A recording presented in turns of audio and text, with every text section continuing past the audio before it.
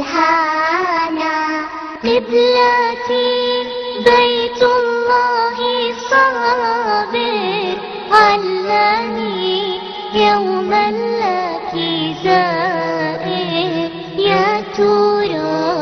هل تراني ناظر للكعبة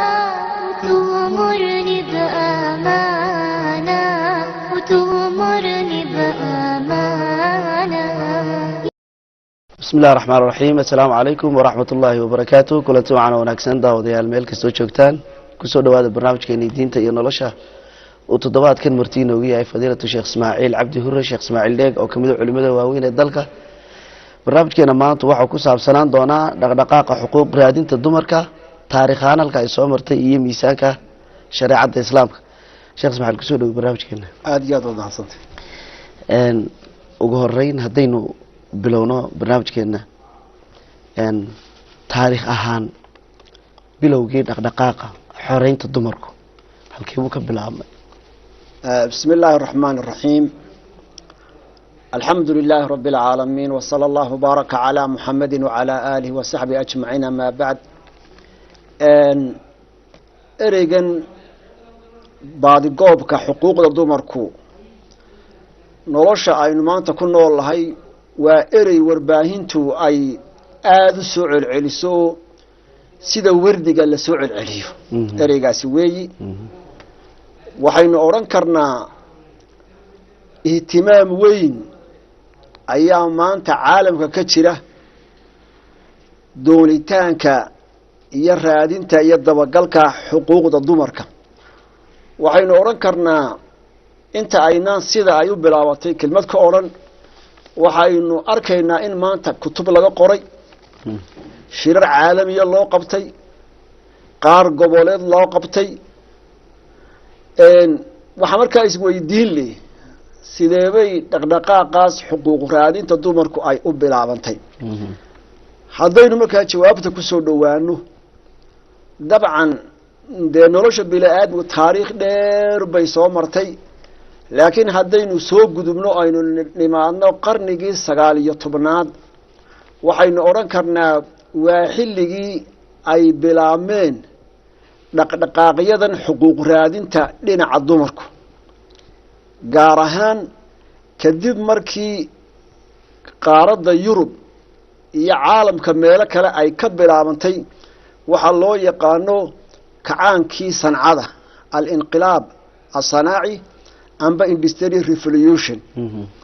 xilligii kacaankii sancadu uu yimid dabcan dumar fara badan oo miyiga iyo tuulooyinka deganaan jiray ayaa waxay ku soo shubmeen magaalooyinkii waaweynaa ee ay ka jireen warshadaha, gaar ahaan kuwii ugu horeeyey ee dharka ka shaqayn jiray. waayo sida taariikhda aynu ognahay warshadihii ugu horeeyay waxay ahaayeen kuwa dhinaca dharka. marka markii ugu horeysay buu dareen soo baxay dumarkii shaqaalaha ka noqday warshadihii cusbaa, dareen ku wajahan laba dhinac ah in mushaharada dumarku ay qaataan la gaarsiiyo oo lala simo tahay ragga ay qaataan, isla dhinaca kale muxuu ahaa la xadido saacadaha ay dumarku shaqaynayaan. marka qarnigaas 19aad ayaynu odhan karnaa waxaa bilaabmay dhaqdhaqaaqyo raadinaya xuquuq oo Yurub iyo Maraykan ka bilaabmay. markii dambena caalamka oo dhan buu gaadhay ilaa uu soo gaadhay caalamka islaamka oo qarnigii 20aad bilowgiisii waxaa Masar ka bilaabmay dhaqdhaqaaq dumar xuquuq raadisa oo gaar ahaan dumar waxbartay oo Yurub oo Faransiiska iyo Ingiriiska iyo Jarmalka iyo meelo kale ka yimid. dumar baa yimid runtii xuquuqda raadinaya oo xuquuqda la yaab kale xilliga dumarkii Masar joogay ay raadinayeen ay ka mid ahayd tusaale ahaan in xijaabka ay iska dhigaan, waayo Yurub bay ku soo artay midaan xijaabnay oo ay ka doodaan muxuu ahaa labaynta dumarka lala labaynayo ay ka doodaan oo ay ka doodaan in muxuu ahaa lala yimaado waxyaalo fara badan oo aad isleedahay mararka qaarkood dee aasaasiyaadkii islaamka ayay taabanayaan. markaynu soo gunaanadno qadiyadaasi qarnigii 19aad bay xawligeedu soo bilaabmay, waxaanu soo xoogeystay raadinta xuquuqdu qarnigii 20aad bilowgiisii gaar ahaan dagaalkii adduunka ee koowaad markii uu dhacay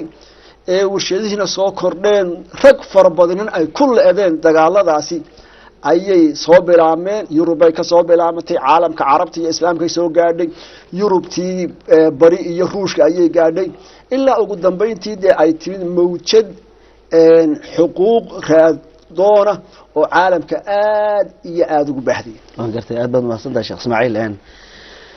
doorka gabadha muslimadda ah iyo dib aynu u dhigan doonaa barnaamijyadeena dambe iyo sifaadka laga doonayo gabadha muslimka ah laakiin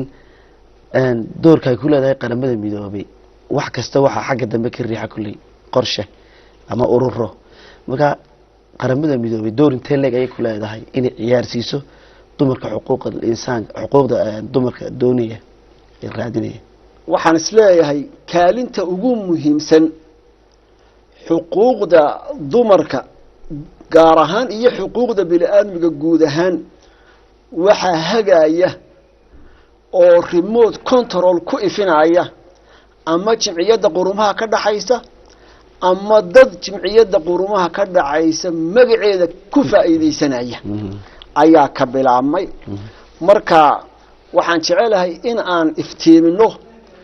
dhaqdhaqaaqaasi wuxuu aad iyo aad u xoogeystay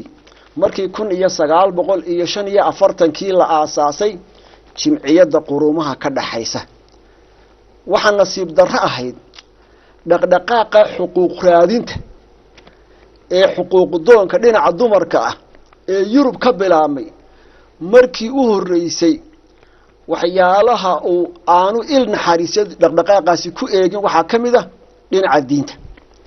oo dhaqdhaqaaqii Yurub ka bilaabmay Mareykan ka bilaabmay markii dambana soo gaaray caalamka kale